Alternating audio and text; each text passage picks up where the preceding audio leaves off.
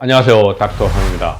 이번에는 또 여러분들의 궁금한 거 해결해 드리기 위한 안면홍조 리뷰 2부입니다. 꼭 기대해 주시고 꼭 시청 잊지 마세요.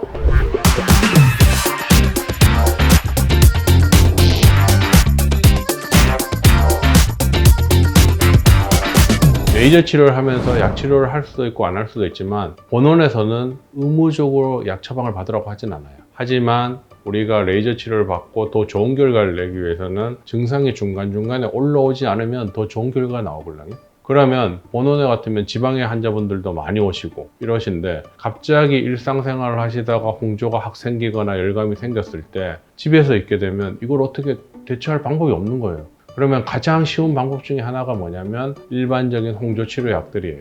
그러면 그 증상이 나타날 때, 나타날 조짐이 보일 때 약을 먹어줌으로써 증상을 눌러 놓으면 레이저 치료 결과가 더 좋아질 뿐만 아니라 환자도 심리적으로 안정이 됩니다. 그래서 본원에서는 환자분들한테 의무적으로 약 처방을 권하진 않고요. 본원에 왔을 때 지방에서 왔거나 그런 상황에 대해서 걱정이 많으신 분들은 비보험 약 처방을 통해서 가지고 있다가 그런 증상이 나타날 상황이면 약을 복용하시는 게 안면홍조 치료를 위해서는 더 좋다고 권해드리고 있습니다. 그래서 약 처방과 복용은 의무적인 것은 아니고 심리적 안정을 위한 것이다. 꼭 기억해 주세요. 아시겠죠?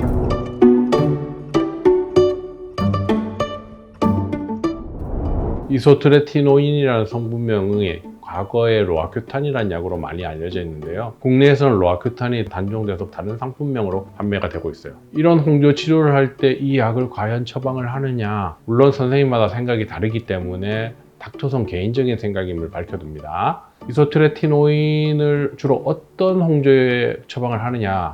우리가 홍조 중에 여러 가지 분류가 있잖아요. 그 중에서 농포구진성 홍조, 농포구진성 주사, 즉 얼굴에 막 모낭염 같은 게 많이 생기는 그런 것을 가지고 농포구진성 주사라고 하는데요. 그런 경우에 이소트레티노인을 처방하기도 합니다. 그러면 일시적으로 당연히 그런 올라오는 모낭염이 줄어들겠죠. 하지만 이때 생기는 문제가 뭘까 한번 생각해 보셔야 돼요. 이소트레티노인을 복용하면서 모낭염이 줄어들기도 하지만 세 가지 문제점을 가지고 있어요. 첫 번째, 피부가 건조하게 되면 어떻게 돼요? 피부의 재생력이 많이 떨어지겠죠. 수분을 안 가지고 있는 피부는 당연히 재생력이 많이 떨어져요. 그러면 두 번째, 피부가 건조해지면 레이저 치료를 할 때 어떻게 돼요? 반사와 산란량이 증가하게 돼요. 우리는 진피 하부까지 레이저를 많이 도달시켜서 열을 어느 정도까지 올린 다음에 콜라겐 리모델링을 유도시켜야 되는데 반사 산란량이 많으니까 레이저를 조사했을 때 진피 하부까지 떨어지는 레이저의 양이 너무 적은 거예요. 즉 레이저를 했을 때 콜라겐 리모델링 양이 수분이 충분한 피부에 비해서 양이 적어진다는 거예요. 그리고 가장 큰 문제, 세 번째가 뭐냐면 우리가 콜라겐 리모델링을 유도할 때, 즉 홍조를 많이 없애고 피부를 건강하게 만들고 이런 걸 할 때 콜라겐 리모델링이 일어나려면 피부 안의 온도는 일정한 온도까지 올라가야 돼요. 그러면 그때 주로 쓰는 게 뭐예요? 물의 흑강도가 높은 파장, 1064나노미터의 파장을 주로 많이 쓰는데 이 물의 흑강도가 높은 파장을 많이 썼을 때 온도를 올리려면 피부에 물기가 어느 정도 있어야지 거기에 흡수돼서 온도가 올라가는데 피부 안에 수분이 별로 없으니까 레이저가 흡수될 대상이 없는 거예요. 그러면 온도가 많이 안 올라가서 콜라겐 리모델링이 많이 일어나지 않겠죠.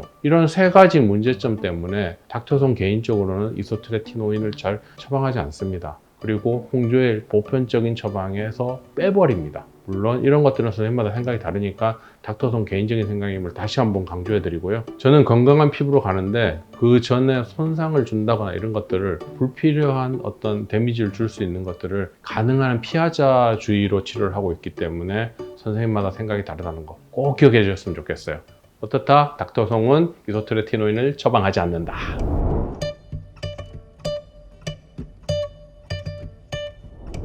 백인분들은 일반적으로 홍조를 가지고 있는 분들이 굉장히 많으세요. 거기다가 어릴 때부터 서서히 나빠지기 때문에 겉보기는 붉으나 증상이 없는 분들이 많으세요. 하지만 백인의 장점은 뭐예요? 레이저를 쐈을 때 피부가 하얘니까 정상적인 피부가 레이저 흡수 양이 적어요. 즉 병변이 있을 때 병변만 레이저를 맞는다는 얘기예요. 즉 항인종보다 레이저를 높게, 즉 에너지를 세게 쏠 수 있다. 그리고 레이저를 쐈을 때 병변이 주로 흡수되고 정상 피부에는 안 들어가니까 하상의 위험이 많이 낮아진다. 즉 항인종보다 백인은 치료하면 결과물이 월등히 좋게 나오고 치료 횟수도 줄어든다. 최근에 본원에 미국 백인분들이 치료받으러 많이 오세요. 이분들은 한국에서 머물러 있는 시간이 짧기 때문에 많은 횟수를 치료할 수 없거든요. 그럼에도 불구하고 몇 회 안 하고 나면 얼굴이 너무 많이 바뀌니까 깜짝깜짝 놀랍니다. 이렇게 빨리 좋아지냐고. 즉 백인분들은 정말 많이 좋아지세요. 사실은 사진도 좀 많이 쓰고 싶은데 동의를 받지 못해서 못 쓰는 게 너무 아쉽습니다. 백인분들 치료하면 정말 많이 좋아집니다. 항인들에 비해서 치료가 월등히 쉽다는 거 꼭 기억해 주세요.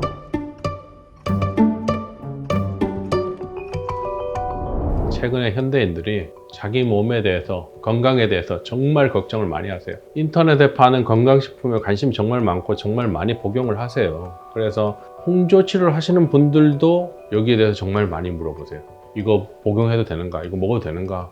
그런데 제가 과거부터 치료를 하면서 느낀 게 있어요. 홍조 치료를 하시는 분들 중에서 건강식품 중에 효능이 혈관 개선 내지 혈액량 증가, 이런 효능이 있는 건강식품을 드신 분들은 다시 홍조 증상이 악화되더라는 거예요. 우리가 일반적으로 알려진 오메가3 뭐 이런 것들을 먹으면 혈관이 개선되고 건강해질 거라 생각을 하는데 홍조 환자들은 홍조 증상이 오히려 악화되더라는 거죠. 그러면 이런 임상 증상을 통해서 봤을 때 의사 입장에서는 당연히 권하면 안 되는 거예요. 왜? 먹었을 때 악화되는 걸 봤으니까. 그리고 한두 명이 아니고 거의 대다수가 이런 건강식품을 먹을 때 악화되는 걸 봤으니까요. 그래서 본원에서는 레이저 치료를 받으시는 분들한테 혈액 개선, 혈관 개선, 혈액량 증가 이런 효능이 있는 건강식품들을 최소한 치료할 때는 중단을 하고, 치료하고 많이 좋아지면 본인이 거의 피부가 증상이 없어졌다, 홍조가 많이 좋아졌다 이렇게 느끼는 시점에서 최소한 6개월 동안은 자제를 하기를 권해드리고요. 왜 그러냐? 우리가 콜라겐 리모델링이 될 때 증상이 악화되는 걸 반복하는 사람들은 최종적인 치료 결과물이 좀 떨어져요. 즉 콜라겐 리모델링으로 인해서 피부가 어느 정도 좋아질 때까지는 악화되는 환경에 자주 노출되지 않아야지 건강한 피부로 돌아가기가 쉬워지는데, 계속 혈액량이 증가하게 되면 당연히 홍조 증상이 나타나기 때문에 치료 결과물이 조금 떨어질 수밖에 없는 거예요. 그래서 닥터son 개인적으로는 치료 후에 많이 개선되고 최소 6개월 동안은 자제하는 게 좋다. 이후로도 건강식품을 복용하게 되면 어떻게 된다? 조금씩 양을 늘려서 정상 수준으로 도달해야지 처음부터 막 학학학 먹으면 어떻게 돼요? 혈액량이 많이 증가해서 홍조 증상이 다시 나타날 수 있다. 그리고 그 약이 꼭 반드시 먹어야 되는 게 아니라면 굳이 홍조가 다시 재발할 수 있는데 먹을 필요가 있을까라고 다시 한번 질문을 드립니다.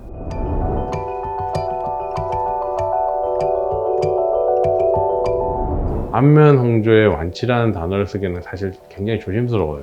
과거에도 완치라는 단어를 쓰는 게 어렵다라고 얘기를 했어요. 왜? 정확한 정의가 없으니까. 하지만 안면 홍조 치료 후에 증상이 거의 없어지고 안면 홍조로 받는 스트레스가 아예 없어졌다는 사람들이 너무 많으세요. 즉 이런 경우는 거의 완치라고 표현해도 되지 않을까 하는 생각이 드는데, 이분들이 자기가 완치됐다 이런 물들을 잘 안 쓰세요. 관심에서 멀어지니까. 그래서 안면 홍조로 지금도 많이 힘들어 하시고 그런 분들은 안면 홍조가 완치가 안 되나 보다 이렇게 걱정을 많이 하시는데, 이렇게 많은 분들이 좋아져서 일상생활에 전혀 영향을 받지 않고 있는 분들이 있다는 거 꼭 기억해 주시고 희망을 갖기를 바랍니다. 아시겠죠? 안면 홍조 리뷰 1, 2부에 걸쳐서 설명해 드렸어요. 여러분 기대에 충족하셨나요?